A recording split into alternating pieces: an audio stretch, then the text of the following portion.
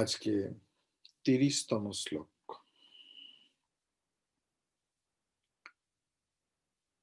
প্রাণায়ামম প্রত্যাহারম নিত্যানিত্য বিবেক বিচারম জাপ্য সমেত সমাধি বিধানম কুরু অবধানম মহদবধানম। প্রাণায়ামম প্রত্যাহারম নিত্যানিত্য বিবেক বিচারম জাপ্য সমেত সমাধি বিধানম কুরু অবধানম মহদবধানম। ভজ গোবিন্দম ভজ গোবিন্দম গোবিন্দম ভজ মূঢ়মতে। প্রাণায়ামম, প্রাণবায়ুর, আমাদের যে প্রাণবায়ু নিঃশ্বাস এবং প্রশ্বাস, তার নিয়ন্ত্রণ, অর্থাৎ দেহের মধ্যে যে পঞ্চপ্রাণ ক্রমাগতভাবে চলাচল করছে তাকে নিজের নিয়ন্ত্রণে নিয়ে আসা। প্রত্যাহারম, প্রতি আহারম মানে ইন্দ্রিয়গুলোকে তাদের নিজ নিজ বিষয় থেকে টেনে নিয়ে আসা। প্রতি আহারম, প্রত্যাহারম। তারপর কি? নিত্য অনিত্য বিবেক বিচারম, অর্থাৎ যথাযথ বিচার ও বুদ্ধির দ্বারা সংসারের নিত্য এবং অনিত্য বিষয়ের অনুসন্ধান, প্রতিফলন ও মনন যাকে বলে। জাপ্য সমেত সমাধি বিধানম, জপ এবং সমাধি অনুশীলনের সঙ্গে সঙ্গে কুরু, কুরু মানে করো, অবধানম সযত্নে, মহৎ অবধানম পরম সাবধানতার সঙ্গে। তাহলে কি হলো না, প্রাণবায়ুর নিয়ন্ত্রণ করতে হবে নিজের নিজের বিষয় থেকে। চোখের বিষয় কি, কানের বিষয় কি, জিভের বিষয় কি, নাকের বিষয় কি, ত্বকের বিষয়, সেগুলো থেকে ইন্দ্রিয়গুলোকে প্রত্যাহার করা। কন্ট্রোল নয়, প্রত্যাহার। কিসের মাধ্যমে? না সংসারের সৎ অসৎ বিষয়গুলির বিবেক বুদ্ধির দ্বারা আগে শনাক্তকরণ করতে হবে, যে আমি যা দেখছি, শুনছি, খাচ্ছি, সেগুলো আসলে কি। তারপর জপ এবং জপ করতে করতে সমাধির অনুশীলন। এই সাধনাগুলো অত্যন্ত সযত্নে করতে হবে এবং অত্যন্ত সাবধানতার সঙ্গে পালন করতে হবে। কেন? ক্ষুরস্য ধারা নিশিত দূরত্বয়া দুর্গম পথস্ত্বাৎ কবয়ো বদন্তি।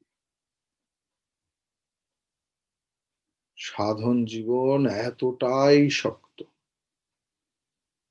যেন একটা ব্লেডের ওপর দিয়ে ব্যালেন্স করে হেঁটে যাওয়া। একটু এদিক ওদিক হলেই কেটে ফালাফাল হয়ে যাবে।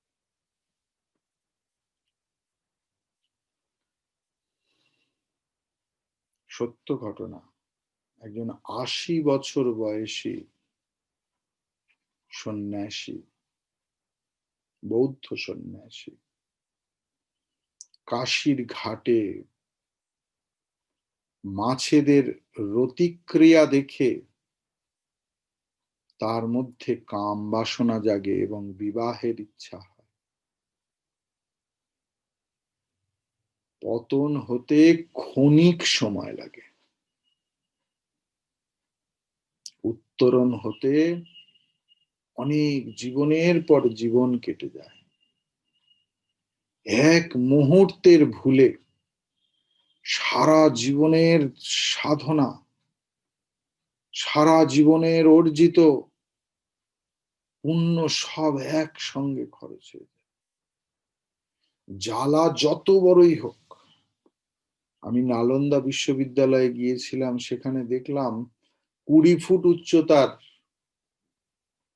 জ্বালা দুটো। একটা ছোট্ট ফুটো করে দিলেই সেই সমস্ত জ্বালার জল বেরিয়ে যেতে সময় লাগে না।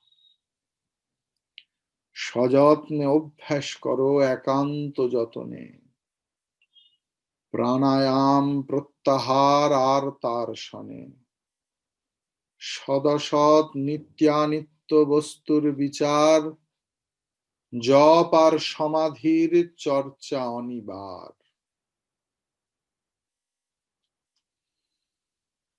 সাধন জীবন, তাই বারবার বলছে সাধু সাবধান। সাধু মানে শুধু সন্ন্যাসী নয়। আমরা যারা শুনছি এখানে এই ক্লাসে সবাই সাধু, সবাই সাধু, সবাই সাধক। নিজেকে মনে করতে হবে আমি সাধু, আমি সাধক। প্রাণায়াম প্রত্যাহার মানে অষ্টাঙ্গ যোগ, এর অভ্যাসের কথা বলেছে। यम नियम आसन प्राणायाम प्रत्याहार ধারণা ধ্যান সমাধি।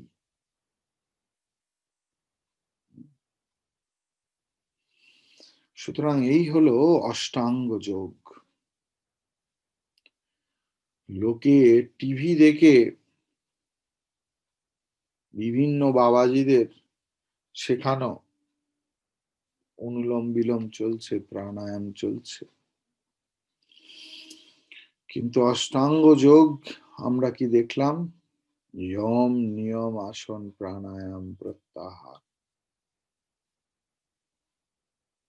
তারপর ধারণা ধ্যান সমাধি। তাহলে যম নিয়ম আসন এই তিনটে না সম্পূর্ণ হলে আমরা প্রাণায়ামের অধিকারী নই। আর যম নিয়ম মানে সাধন চতুষ্টয়। তারপর বলছে নিত্যানিত্য, নিত্য অনিত্য বস্তু বিবেক। তত্ত্ববোধে ফিরে যাই।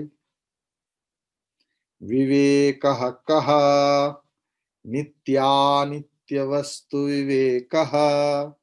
মনে পড়ছে কি তত্ত্ববোধ যারা পড়েছেন? বিবেক সাধন চতুষ্টয়। সুতরাং এই নিত্যানিত্য বস্তু বিবেক, নিত্য অনিত্য বস্তু বিবেক দিয়ে টোটাল সাধন চতুষ্টয়কে বোঝানো হয়েছে। বিবেক, বৈরাগ্য, সমদম আদি, ষট্ক সম্পত্তি এবং মুমুক্ষুত্ব। বিবেক না এলে বৈরাগ্য আসে না, বৈরাগ্য পাকা হয় না। বৈরাগ্য তো অনেক ক্ষেত্রেই আসে। গার্লফ্রেন্ড ধোঁকা দিলে ছেলেগুলোর বৈরাগ্য আসে কিছুদিনের জন্য, বয়ফ্রেন্ড ধোঁকা দিলেও আসে, স্বামী ধোঁকা দিলে স্ত্রীর আসে, স্ত্রীর ধোঁকা দিলে আসে স্বামী। শ্মশানে গেলে বৈরাগ্য আসে, তাকে বলে শ্মশান বৈরাগ্য। শ্মশান থেকে বেরোলেই সেই বৈরাগ্য চলে যায়। এখানে সেই বৈরাগ্যের কথা বলা হয়নি, এখানে বিবেক, সৎ কোনটা অসৎ কোনটা এর বিচারের মাধ্যমে যে বৈরাগ্য আসে। বিবেক ছাড়া বৈরাগ্য হবে না। বৈরাগ্য না এলে বেদান্ত বোঝা যাবে না। যে সন্তুষ্টি, সন্তোষের সমান ধন নেই। আমরা কিছুতেই খুশি নয়, যাই আসুক এলেও খুশি নয়, না এলেও খুশি নয়। কেন যে খুশি নয় আমরা জানি না। আমাদের বিবেক আমাদের গাইড করবে যে ব্রহ্ম ছাড়া পারফেক্ট কিছুই হয় না। একটু পান থেকে চুন খসলি আমাদের শুরু হয়ে গেল অখুশি। ব্রহ্ম ছাড়া কোনো কিছুই পারফেক্ট হয় না। আমরা সবই ডিফেক্ট খুঁজতে শুরু করি, তাই আমরা সর্বদা আনহ্যাপি। মায়ের শেষ বাণী, যদি শান্তি চাও মা কারো দোষ দেখো না, দোষ দেখবে নিজের, জগৎকে আপনার করে নিতে শেখো। নিজের ছেলের নিজের মেয়ের দোষ দেখতে পারি না, অন্যের ছেলের অন্য মেয়ের সবসময় দোষ দেখি। তাই মা বলছেন জগৎকে আপনার করে নিতে শেখো। সবাই আমার মেয়ে, সবাই আমার ছেলে, সবাই আমার কিছু। তাহলে আর দোষ চোখে পড়বে না। আর দোষ চোখে না পড়লে অশান্তিও কিভাবে চলে যাবে কেউ জানে না।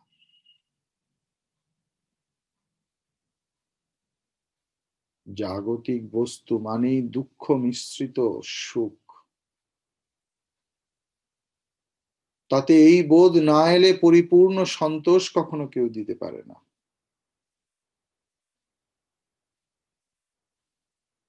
আমরা পড়েছি না, আত্মবোধে পড়ছি এখন, ডিসস্যাটিসফ্যাকশন গ্যারেন্টিড, ডিজি। 6 ডিফেক্টস আমরা দেখেছিলাম, association with pain, association with time. সেখানে আমরা কি দেখেছিলাম? ডিজি, ডিসস্যাটিসফ্যাকশন গ্যারেন্টিড। জাগতিক বস্তু যত দামি হোক, যত কিছুই হোক, ধরো রূপ, যার আছে আর যে মেনটেন করে সে জানে যে এটা কি দুঃখ মিশ্রিত সুখ। সবাই দেখে, দেখি ছবি টবি তোলে, বলে আহা কি সুন্দর ফুটফুটে দেখতে হয়েছে। সেই সৌন্দর্য যে মেনটেন করে সে জানে কত কাঠখড় পোড়াতে হয়। তাই পৃথিবীতে কোনো কিছু প্রাইস ট্যাগ ছাড়া আসে না। পৃথিবীতে সমস্ত কিছু প্রাইস ট্যাগ নিয়ে আসে। তো বিবেক আমাকে জাগাবে, বিবেক আমাকে নাড়া দেবে। বিবেক দরকার আমাদের প্রত্যেকটা শ্বাসে প্রশ্বাসে। তাই অনেকে বেদান্ত ভালোবাসে না, কারণ সেখানে বিবেক এবং বৈরাগ্যের খুব প্রায়োরিটি। যুক্তি ছাড়া কোনো কিছু মানতে রাজি নয় বেদান্ত এবং বেদান্তবাদী। হুট করে কোনো কিছু বলে দিলেই মেনে নিতে অন্তত বেদান্ত শেখায় না। আবার খুব বেশি তর্ক করাও নয়, তর্ক লক্ষ্য নয়। জাপ্য, মেডিটেশন, সমস্ত ইস্টার্ন স্কুল অফ ফিলসফি, পূর্ব আমাদের প্রাচ্যের যে ধর্ম বা দর্শন, সেখানে এই জপের কথা বলা হয়েছে, মেডিটেশন। তো কথা হচ্ছে যে তপস্যা করলে পাওয়ারফুল হওয়া যায় যে কোনো কিছু। আমরা যদি অসুরদের দেখি, সেখানে দেখবো অসুররা কেন এত পাওয়ারফুল, তার কারণ তারা তপস্যা করেছে বলে। যে ঠিক ঠিক ভক্ত সে পাওয়ার চায় না। আমার কাছে বহু মানুষ এসেছে, আসে, স্বামীজি এমন একটা মন্ত্র দিন সমস্ত কিছু আমার পাওয়ার হাতে চলে আসবে, যাকে যা বলবো তাই কর। বেদান্তের তপস্যা নত হতে শেখায়, আত্মসমর্পণ। তাই আমরা যে কোনো কথা শুরু করি হরি ওম প্রণাম, প্রকৃষ্ট রূপে নমন। সত্যি সত্যি আমি নিজেকে দিচ্ছি, I am surrendering to you. এই হলো আসল প্রণামের মানে। আমি আমার নিজেকে দিতে পারলাম কিনা। বলা সহজ, আপনার জন্য আমি সবকিছু করছি, আমি আপনাদের যে কোনো কারোর কথা, গুরুর ক্ষেত্রে গুরুই আমার জীবনের সব। অথচ গুরু একটা কিছু কথা বললেই সঙ্গে সঙ্গে ঠোঁট ফুলে যায়। চেক পয়েন্ট, সত্যি সত্যি প্রণাম হয়নি। প্রণাম অর্থাৎ নিজেকে দেয়া, শরীর মন বুদ্ধি। আমার আমিত্বকে বজায় রাখি বলেই তো আমি গুরুর কথা শুনতে পারি না, খারাপ লাগে। স্বামীজি আমায় এটা বলল, মহারাজ আমাকে এত লোকের সামনে এইটা বলে ফেলল। আইডেন্টিটি, আইডেন্টিফাইং, কনস্ট্যান্ট এই শরীর মন বুদ্ধি অহংকারের সঙ্গে আইডেন্টিফাই করছি। তাই তো এত কষ্ট, তাই তো এত যন্ত্রণা, তাই তো সরল হতে পারছি না।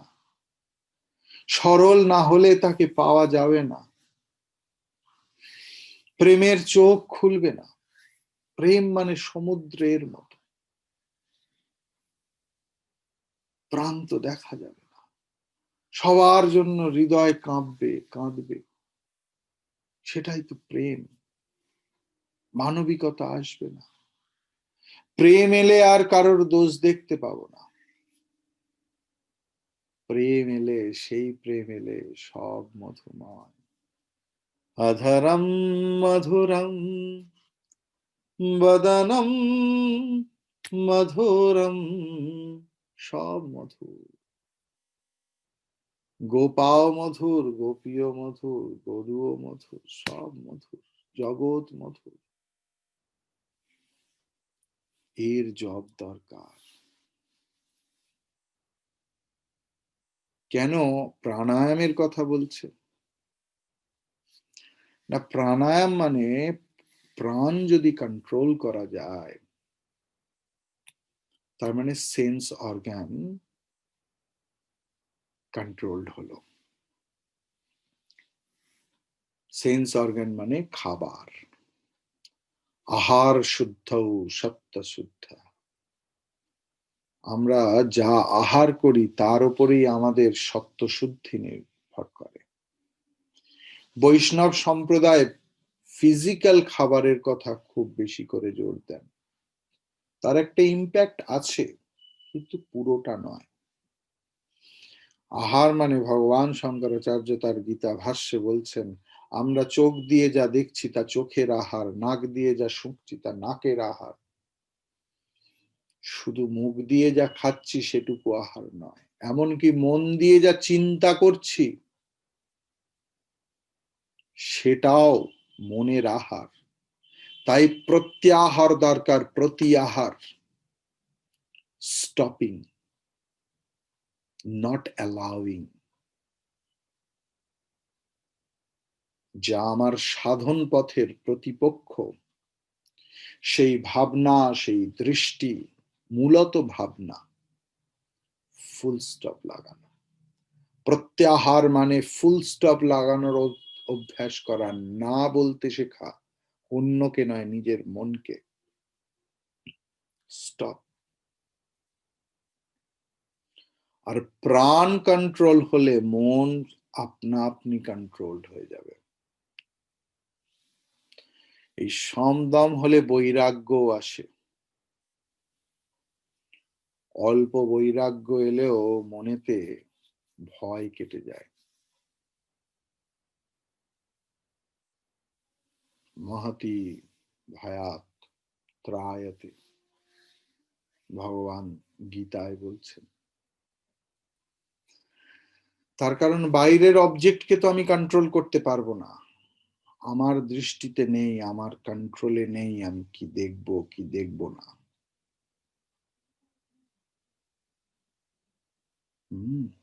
এবং এতে গুরুর আশীর্বাদ খুব দরকার। গুরুর আশীর্বাদ ছাড়া সম্ভব না। এখন কথা হচ্ছে যে মন এবং ইন্দ্রিয় বস্তুর জগৎ মানুষ এবং প্রাণীর জগৎ, সুখ এবং দুঃখের জগৎ, এইসব বহির জগৎ থেকে সাধক যখন টাকা পয়সা অর্থ আহরণের প্রচেষ্টায় নিবৃত্ত হয়েছে, মনকে প্রত্যাহিত করেছে। আগের শ্লোকেই বলেছেন কিভাবে, অর্থমানার্থম ভাবায় নিত্যম, তাই তো? তারপর আচার্য তাকে এই উপদেশ দিচ্ছেন, তাই তো? এখন সাধকের কর্তব্য যে তার ব্যক্তিত্বের মধ্যে যে আত্মিক কর্মক্ষমতা বা অন্যান্য কিছু বাজে প্রবৃত্তি আছে সেগুলোকে কন্ট্রোল করা। এর আগেই আচার্য 5 রকমের সাধন বলে দিয়েছেন। কি কি সেই? গীতা অধ্যয়ন, প্রভু এবং গুরুর আরাধনা, সৎসঙ্গ, দান এবং সঠিক চিন্তাধারায় থেকে অর্থের প্রতি যে লোভ সেইগুলোকে কাটিয়ে দেওয়া বিচারের মাধ্যমে, একে বলে বহিরঙ্গ সাধনা। আর এই স্তবকে অন্তরঙ্গ সাধনার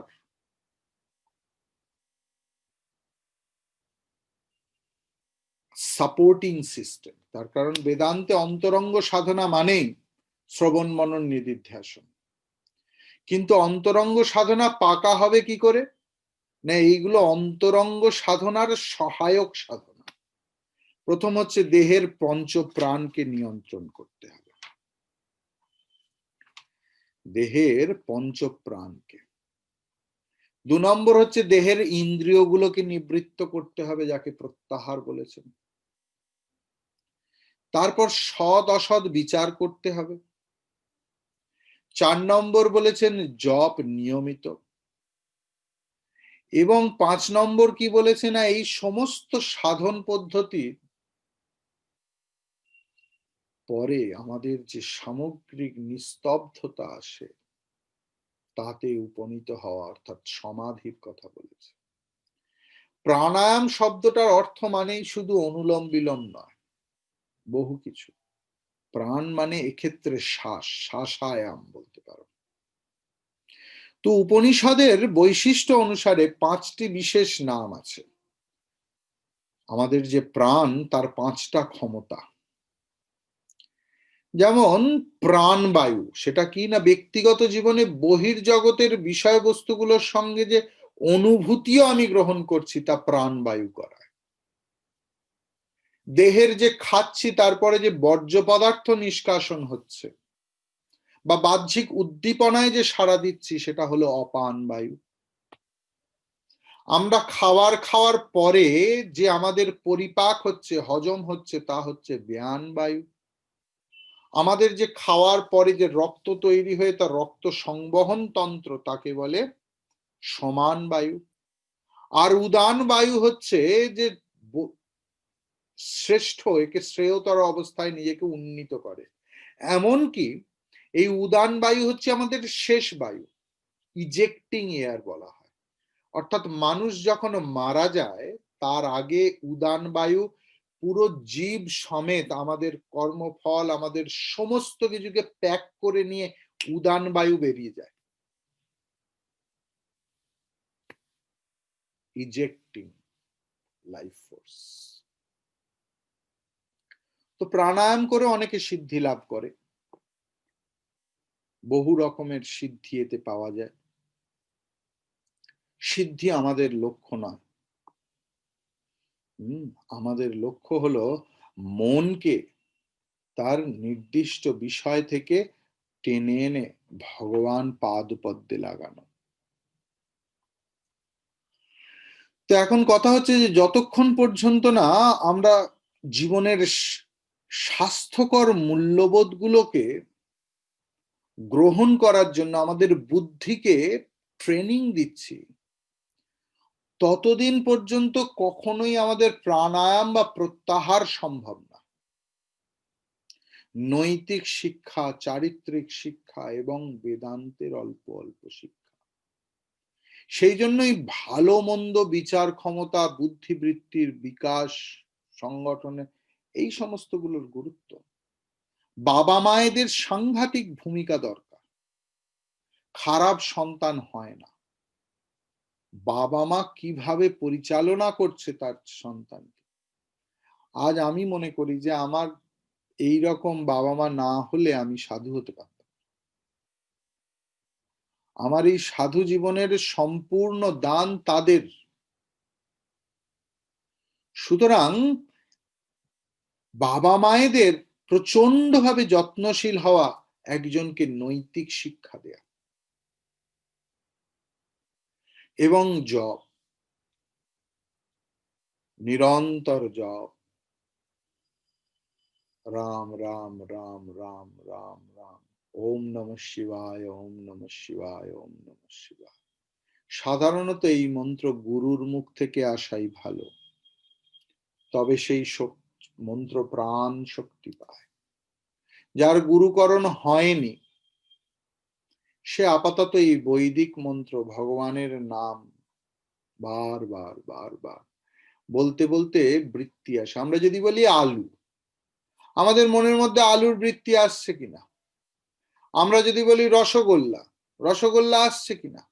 তাহলে আমরা যদি রাম রাম বা কৃষ্ণ কৃষ্ণ, শিব শিব, ওম নমঃ শিবায়, ওম নমঃ শিবায়, সঙ্গে সঙ্গে শিবের ভাবনা আসে।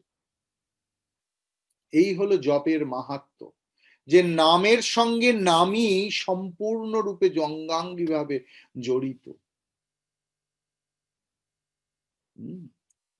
এবং আরো একটা বিষয়, যে অসত্য থেকে মনোযোগ নিবৃত্ত করার এই শক্তিকে বলা হয় প্রত্যাহার। আমরা যদি আত্মবোধের 44 নম্বর শ্লোক দেখি, সেখানে দেখব আত্মা তু সততম প্রাপ্তঃ অপি অপ্রাপ্তবদ অবিদ্যয়া তদ নাসে প্রাপ্তবৎ ভাতি স্বকণ্ঠ ভরণম যথা। আত্মা তো প্রাপ্ত বস্তুই, কিন্তু অবিদ্যার কারণে আমরা সেই আত্মাকে প্রাপ্ত হই না। আর এই অবিদ্যা প্রাপ্ত চলে গেলে মনে হয় যেন আমরা পেয়েছি তাকে। তিনিই তো আছেন, কে কাকে পাবে? এবং যখন একজন বিচার শক্তি সম্পন্ন সাধক তার মনকে ইচ্ছা মতো এবং অনায়াসে ইন্দ্রিয় বস্তু থেকে প্রত্যাহৃত করতে পারেন, তখন তার পক্ষে অভ্যন্তরস্থ শারীরবৃত্তীয় কার্যকলাপ নিয়ন্ত্রণ করা প্রায় সম্পূর্ণ হয়ে গেছে। সাধক যখন এইভাবে তার ব্যক্তিত্বের সমস্ত স্তরগুলোকে পরম সত্যের সঙ্গে ঐক্যবদ্ধ করে, তখন তার দেহ মন বুদ্ধি সত্যের ধ্যান করে, কোনো প্রচেষ্টা ছাড়াই। সত্যের ধ্যান, সত্যের ধ্যান, সত্যের ধ্যান। তো এখন কথা হলো যে চরম অখণ্ড আনন্দের অবস্থাটা তার প্রকৃত স্বরূপে কোনো ধর্মশাস্ত্রেই প্রকাশ হয়নি।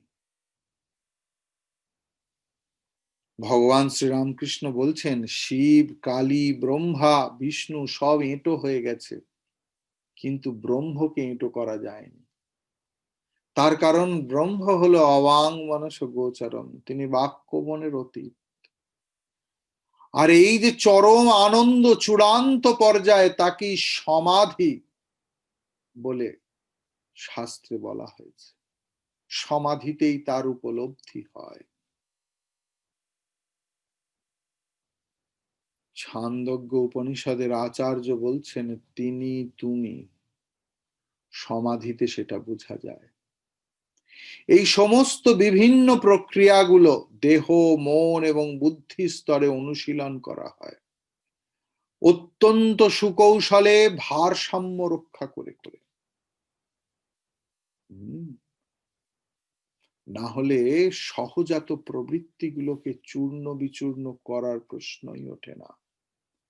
স্বাভাবিক কামনাগুলো আমাদেরকে ভারাক্রান্ত করে দেয়, শক্তির অপপ্রয়োগ ঘটায়, ক্ষিপ্রতা আসে, মনে চাঞ্চল্য আসে। সাধকের কোনো তাড়া নেই, সাধক প্রকৃতির সঙ্গে এক হয়ে গেছে। আমরা কি সৃষ্টিকর্মে কখনো তাড়াহুড়ো দেখেছি? কোনো ক্ষিপ্রতা দেখেছি? সূর্য উঠছে, চাঁদ অস্ত যাচ্ছে, ফুল কুসুমিত হচ্ছে, কোথাও কোনো তাড়া দেখেছি? বীজের অঙ্কুরোদ্গম হচ্ছে, জরায়ুর মধ্যে ভ্রূণের পূর্ণতা প্রাপ্তি, ডিম ফেটে পাখির ছানা বেরোচ্ছে, কোথাও তাড়া নেই।